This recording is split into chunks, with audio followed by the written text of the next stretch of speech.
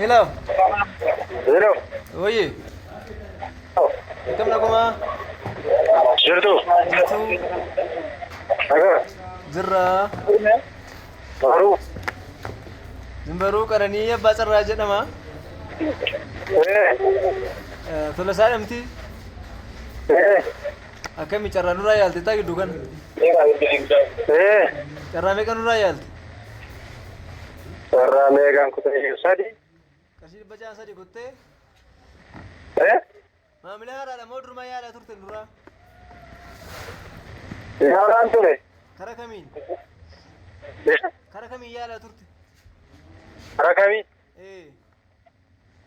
Sirraamoo? Jechuun asiin narraa reef jalqabda miti? Sirraa jalqabaatii fayyaade. Sirraa jalqabaatii fayyaade. Yeroo jalqabaatiif yaaltee abbaa carraa meeqa fayyoo taate si tola ree? Tokkoffaa. Dhageesseetta moo akkam?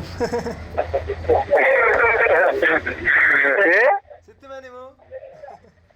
Natti dhimma. Natti fakkaate akkanatti. Bilbila keessi bilbilaa turre abbaa carraa tokkoffaa taatee jirtaa baay'ee gammadeessin jechuun barbaade. Ameen ameen ameen. Ani baay'ee yaalaa ture abbee carraa kee nama kora jedhee. Yeroo baay'ee yaalaa ture. Argachuun dandeenya garuu akkuma carraa birriyyuu simmireetuma gasheetaniin baay'ee ture na argise.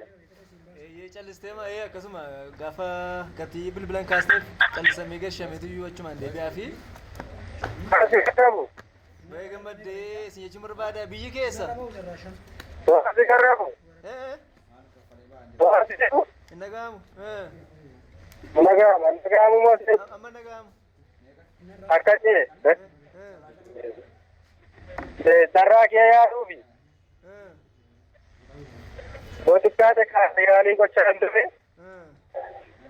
Bakkee garuu yaaleen beeku siruma fayyadamaan yana yaaluu isaa barbaade abjuu gootiin bakka maqaa kee natti akkumatti. Tokkoffaa marti yaaltee tokkoffaa marti siif baay'ee carraa qabda carroomaadhaati. Walasoomaa kana toomaa guddaasaa. Haa ta'u rakkoon hin jiru biyyi keessadha. Ganda baratti. Gindee barate. Haa ta'u ammas itti baasuuf hin jedha waan ta'eef isa baasee kee sa'aatii 8 turre deemee si galchaa akkaawuntii kee karuma teelegiraamii amman si taasee bilbila kee fudhee kana achiin na ergi. Eeshi ammoo isinii erga. Tolee baaku tole. Eeshi. Abbaa carraa tokkoffaa marsaa 17ffaa ginda baratti shawaa keessa jechuudha ginda barattiidha. Lakkoofsa 1304 abbaa carraa tokkoffaa ta'eera bilbila isaa isin hojjetu ture karaa teelegiraamii dubbiseen bilbila isa hojjetu naaf ergeenaan bilbila jechuudha. Galatooma marsaa 18ffaa amma sa'aatii 7 irratti baasuuf sa'aatii tokko qofatu nufee achirratti laayivii irratti agarra jechuudha galatooma.